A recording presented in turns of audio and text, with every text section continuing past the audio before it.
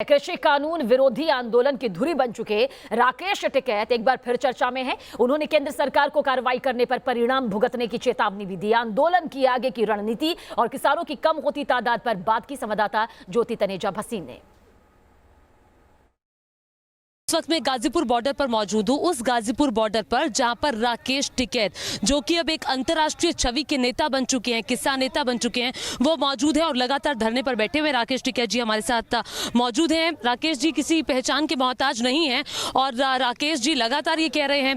पहले मैं राकेश जी आपको ये बता दूं कि सिंघू बॉर्डर की हम बात किया करते थे कि सिंघू बॉर्डर जो है वो एपी सेंटर है किसान आंदोलन का, लेकिन ये पूरा जो कोर है ये पूरा शिफ्ट हो गया और अब सबकी नजर सिर्फ गाजीपुर बॉर्डर पर ही है। ना हमारा ऑफिस भी वही है और हमारा क्रांतिकारी ऑफिसर भी वही है, सब वही है हमारा। अच्छा, हाँ, यहाँ कुछ नहीं, वही है हमारे।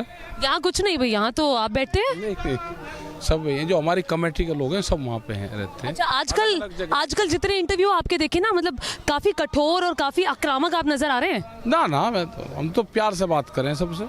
हमने क्या कह दिया किसी को? गुस्सा भी आने लगा है? ये गुस्सा नहीं करता सरकार पर? नहीं, सरकारों के कर्मों पे, सरकार के कर्मों पे। अच्छा, ये बताइए कि चूंकि अब बातचीत जो है वो बिल्कुल डिरेल है, अब तो कोई बातचीत हो ही नहीं रही है। अब चूंकि सरकार की तरफ से भी कोई आपको प्रस्ताव नहीं मिल रहा, प्रधानमंत्री ने कहा था 1 फोन दूर है हम, और उसके बाद अब कोई बातचीत नहीं, तो अब क्या लग रहा है कि अब जब 82 दिन हो चुके हैं, कहीं कोई परिंदा भी पर मारता हुआ दिखाई नहीं दे रहा कि सरकार बुला ले, तो फिर ऐसे में क्या उम्मीद अब आप कर रहे हैं? कि सरकार बुलावे, किसने कहा? तो बातचीत नहीं होगी तो मुद्दा कैसे सुलझेगा? और सुलझ जाएगा मुद्दा कैसे? हम तो वहाँ जा रहे पंचायत करने, पूरे देश भर में जाएंगे। हाँ, तो अच्छा, बात ना एक और चल रही है, बात ये चल रही है कि ये महापंचायत की जरूरत क्यों पड़ रही है राकेश टिकैत को? अलग अलग जगहों पर महापंचायत क्यों हो रही है? लोग यहाँ नहीं आ सकते तो हम तो जा सके उनके बीच में। अच्छा, लोग नहीं आ रहे इसीलिए महापंचायत कर रहे हैं। दूर के रेल नहीं चल रही, रेल चलनी चाहिए ना पहले।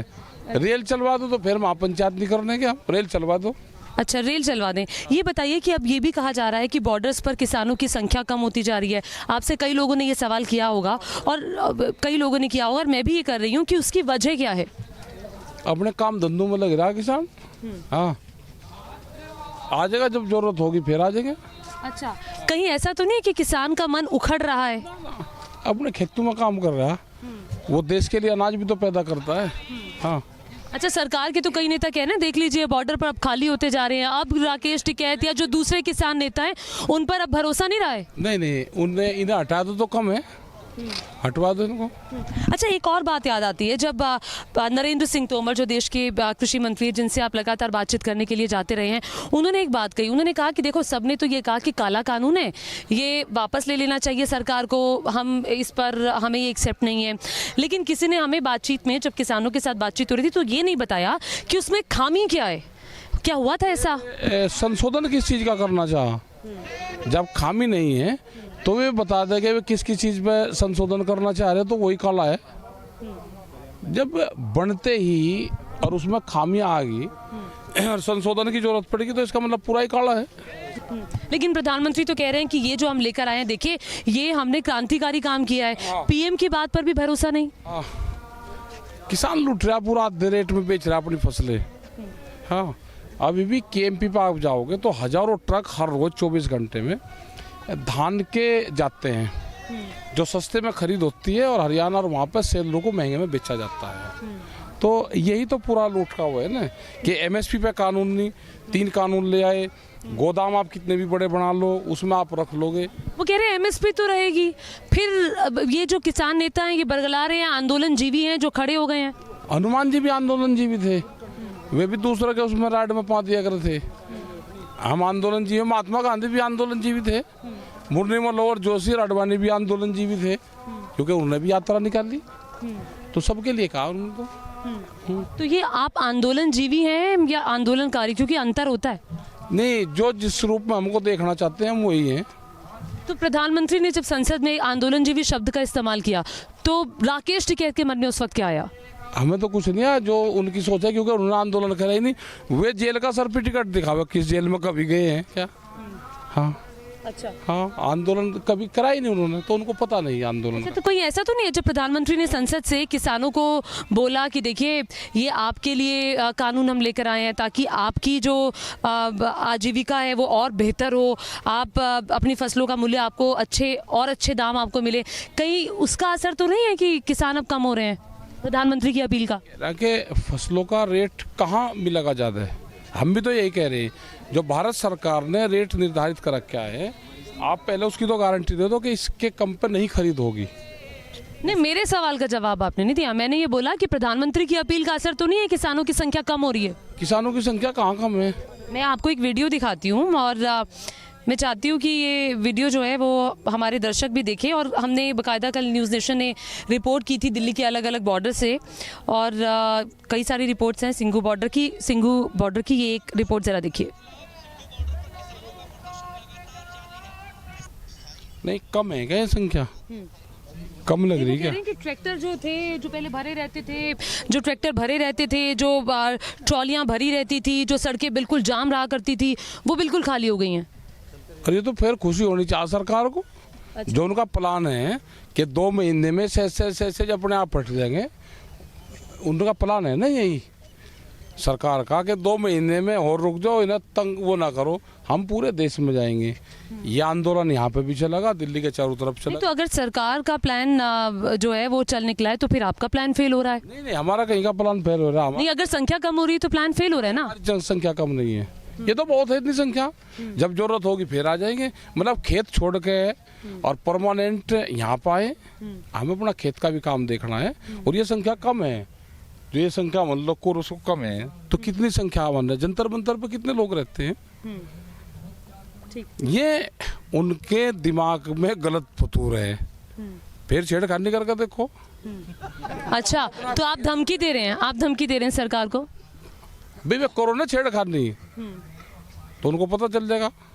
अपने खेत का भी काम करेगा किसान, और यहाँ पे भी रहेगा। कोई संख्या कम नहीं है हमारी। अच्छा, जब 28 तारीख को राकेश टिकैत जब रोए थे, जब उसके बाद पूरा डिस्कोर्स बदल गया था, मतलब राकेश टिकैत के आंसुओं की वजह से किसानों की भारी संख्या यहाँ आ गई थी, ये ताकत है आपकी? नहीं, हमारी ताकत कहीं की, तो किसान का है भाई। कोई हमें पोस्ट पर बैठा के गया, एक जवान को पोस्ट पर बैठा के गया, और उससे कोई पोस्ट खाली करवा देगा क्या? ये किसानों की पोस्ट है, इसको गांव के लोग हमको यहाँ पर बैठा के गए थे, तो कैसे इसको खाली करवा देगा कोई? ऐसा थोड़ा कि बाहर चौकीदार को बैठा के और कोई फैक्ट्री के अंदर घुस जाएगा कोई, ऐसे थोड़ा होता है। उनकी लड़ाई भी। क्या आपको ऐसे लगता था कि सरकार इस मोमेंट पे आके बिल्कुल हाथ उठा देगी कि हम तो अब बातचीत नहीं करेंगे और ऐसा हो जाएगा? जब आपने बातचीत का पहला दिन था, तब से लेकर अब तक काफ़ी कुछ हो चुका है, कितने दौर की बातचीत हो चुकी है, क्या आपको लगा था कि ये वो दौर भी आएगा कि जब सरकार बिल्कुल बातचीत नहीं करेगी? आएगा। आपको लगा था? हाँ, अभी 2 महीने और नहीं सरकार बात करे। अच्छा, हाँ, तो आप तैयार हैं? हम तो तैयार आ रहे कई साल के लिए यहाँ पे। अच्छा, हमें पता है ना कब बात करेगी, कब ये वापसी लेगी। तो फिर आप बता दीजिए, मतलब आप कब बात करेगी? इसे लगेगा, टाइम लगेगा अभी। जो हमने अक्टूबर का टाइम दिया, कोई वैसे ही थोड़ा दे दिया। पहले हमने 26 जनवरी का दिया था, आते ही दे दिया था 2 महीने बाद का। अब हमने अक्टूबर तक का टाइम दिया, तो हमें पता है ना ये गर्मी का इंतजार कर रहे हैं कि किसान गर्मी में जाएगा।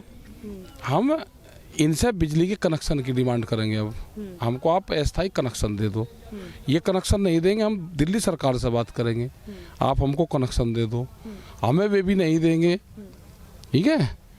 हम फिर अपने जनरेटर लगाएंगे यहाँ पे, फिर यहाँ कूलर लगाएंगे, फिर यहाँ एसी भी लगाएंगे। किसान एसी में रहेगा यहाँ पे। हाँ, तो 2022 में क्या राकेश टिकैत चुनाव लड़ेंगे? ना, हम तो चुनाव वाली बीमारी से बहुत दूर है। एक बार बीमारी तो ली थी। बीमारी तो लग जा। हाँ, लग जा अभी। तो अब वो बीमारी नहीं लगेगी? अब नहीं लगने की। अच्छा, उस बीमारी से सबक कुछ ऐसा मिला कि अब वो बीमारी नहीं लगेगी। मिल गया। आप राकेश टिकैत को सुन रहे थे। उनका कहना है कि सर्दी पे शुरू हुआ, सर्दी पे खत्म हुआ। बहुत बहुत शुक्रिया न्यूज़ नेशन से बातचीत करने के लिए आपका।